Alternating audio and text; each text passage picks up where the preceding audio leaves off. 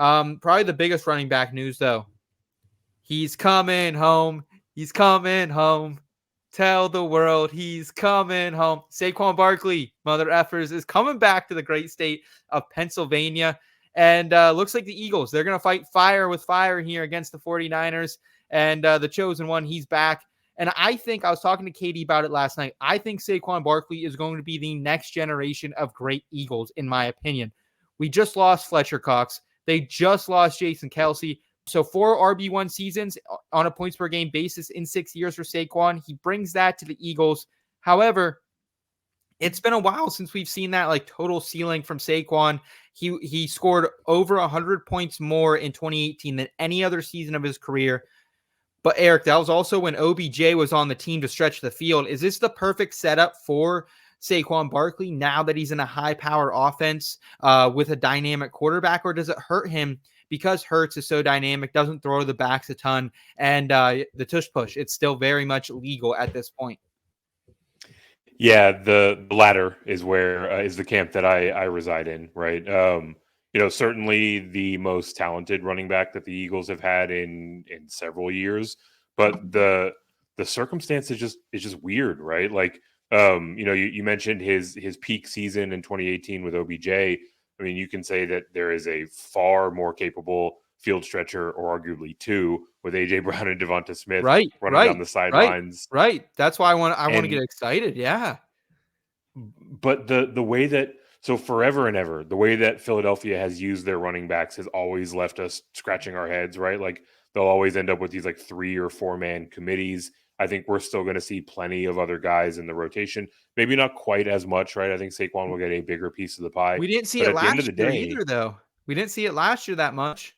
I mean, there was definitely a split in that backfield last year, right? It wasn't like the 5-man rotation of years past. Yeah. But he's not going to come in and get 80% opportunity share in that backfield.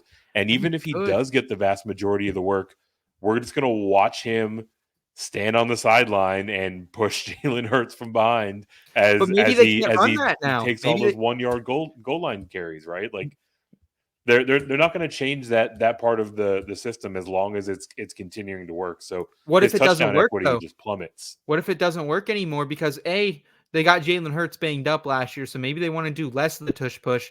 And also B, they don't have Kelce, who is the main cog in that play. So obviously, like, he picked his successor, and I think whoever steps in there, I can't remember the gentleman's name, but I think he'll do a good job. But still, like, I think there's a shit ton of upside for Saquon Hoov, but it's probably the scariest pick you can make right now. He's got a 20.6 ADP, and that's only going to rise up now that he's in the city of brotherly love and Rocky City, baby.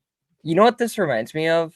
Is like when the Ravens, well, this is a fresh topic just because Derrick Henry went there. We'll talk about it later. But like when the Ravens invested so much into J.K. Dobbins because they wanted to transition away from Lamar running so much, and they wanted to split the carry a little bit. And now you're seeing after J.K. Dobbins not paying off that they're like, all right, we should have just went out and got a Derrick Henry. And that's what they're righting their wrong this time. I think that the Eagles are seeing the same thing happening to their team, and they're changing it right away. They're like, we're going to go out, we're going to go get, even if it's a division rival, we know that Saquon Barkley is up there with the Christian McCaffreys of the world.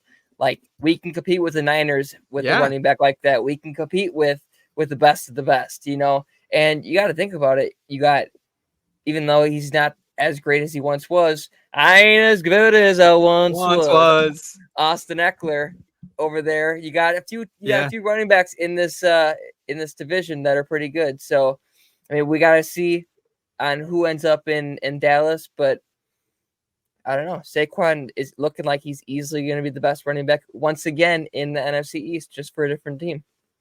Yeah. And like, this is the definition for the Giants, like, play stupid games and win stupid prizes. Like, that's pretty much what it feels like here with them, with Saquon just hopping the bridge here, heading back to the great state of Pennsylvania. Shout out Philly. I'm a new Eastern Pennsylvania person. I was born and raised in Western PA, and I'll always be a Steelers fan, baby. Don't you fucking forget it. However, Philly ain't bad. I got my buddy Jesse up there. Real Philly motherfucker.